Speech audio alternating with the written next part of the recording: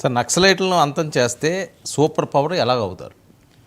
ఒకటండి, నక్సలిజాన్ని ఎండ్ చేస్తే నేను ఇందాక చెప్పినట్టు 6.5% నుంచి 10% గ్రోత్ రేట్ వస్తుంది. ఎందుకంటే ఇప్పుడు ఈ ఒడిస్సా అనేది it is sitting world's largest iron ore resources.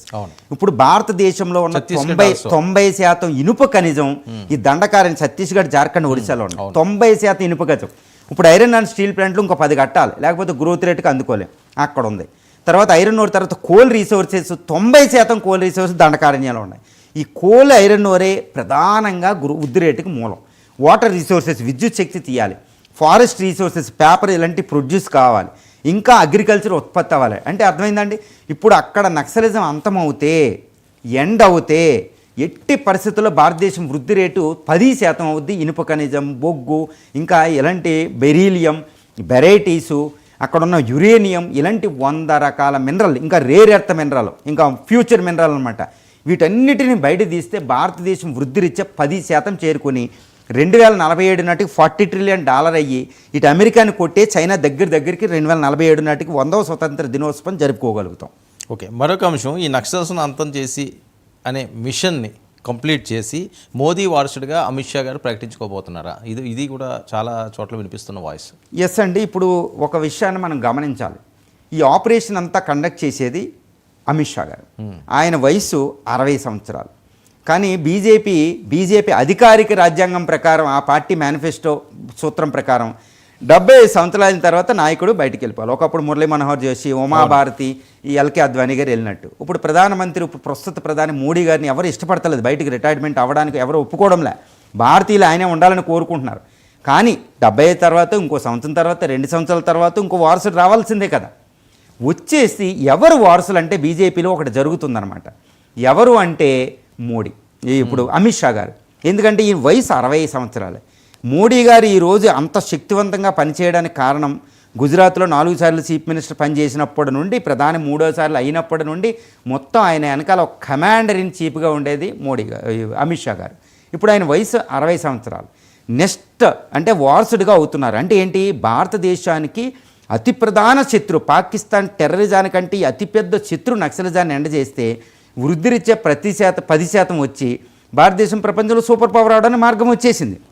So naxalism ఎండ అయ్యిందంటే మార్చి 2026 నాటికి ఎండ్ అవుతే అమిత్ షా గారి పేరు మామూలుగా ఉండదు. అంటే మోడీ గారు ఇప్పుడు రిటైర్డ్ అవ్వాలని ఎవరో కోరుకోవడంలే, 1-2.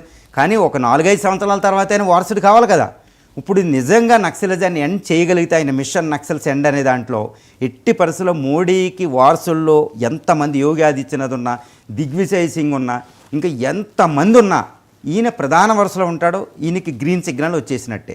ఎందుకంటే భారతీయ యొక్క అతిపెద్ద శత్రువుని ఆయన నిర్మూలిస్తున్నాడు, ఒక నిబద్ధంగా పనిచేస్తున్నాడు. కాబట్టి ఈ మోడీ వెనకాల ఇప్పుడు అమిత్ షా అంత దృష్టి, అంత సంకల్పంతో ఎందుకు పనిచేస్తున్నారంటే వారసత్వం. So is going to be the future prime minister of India.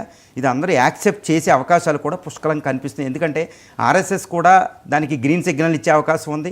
పైగా ఈయనకి ఎంతో అనుభవం ఉంది. ఆర్టికల్ 370 ఏంటి, ఒకప్పుడు భవ్య రామ మందిర్ ఏంటి, ఇవన్నీ సిఏఏ అని సిటిజన్షిప్ అమెండ్మెంట్ యాక్ట్ తేవడంలో ఏంటి, ఈ జమ్మూ అండ్ కాశ్మీర్లో టెర్రరిజం అంతం చేసి హోమ్ మినిస్టర్కి, ఇవన్నీ ఆయనకు అనుభవం. మోడీ గారి వెనకాల మోడీ అంత అనుభవం ఉన్న ఒకే ఒక నేత అమిత్ షా.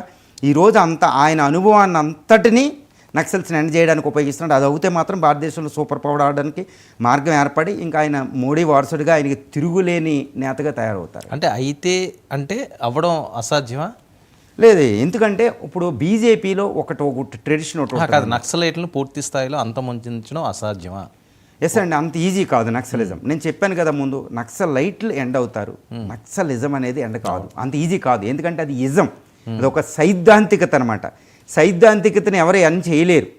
ఇప్పుడు భారతీయత అంటాం. ఇప్పుడు పోరస్ క్వశ్చన్ వేస్తాడనమాట అలెగ్జాండర్కి. ఏమనంటే, అలెగ్జాండర్ నువ్వు నన్ను చంపేయచ్చు, నా భార్యని చంపేయచ్చు, కానీ మా అఖండ భారత్ అనే ఒక ఐడియాలజీ నువ్వు చంపుతావా అని అడుగుతాడు అలెగ్జాండర్ని పోరస్. దానికి అలెగ్జాండర్ లొంగుతాడు. అవునరా బాబు, నేను కత్తితో ఇంతమందిని చంపినా భారతీయత అఖండ భారత్ని చంపలేను కదని లొంగుతాడు అనమాట. ఇప్పుడు అలాగే నక్సలైట్లు ఎండ్ అవుతారు. నక్సలిజాన్ని ఎండ చేయాలంటే ఒకటే ఒక మార్గం. ఇలాంటి ఆపరేషన్ కగార్ల కంటే కాదు, అభివృద్ధి అనే మంత్రాన్ని ఆ ప్రజలకు ఇవ్వగలిగితే, అక్కడ ఉన్న బలహీనత అభివృద్ధి లేమి, అభివృద్ధి లేమిని పూరించగలిగితే అప్పుడు నక్సలిజం పూర్తి ఎండ్ అవుతుంది.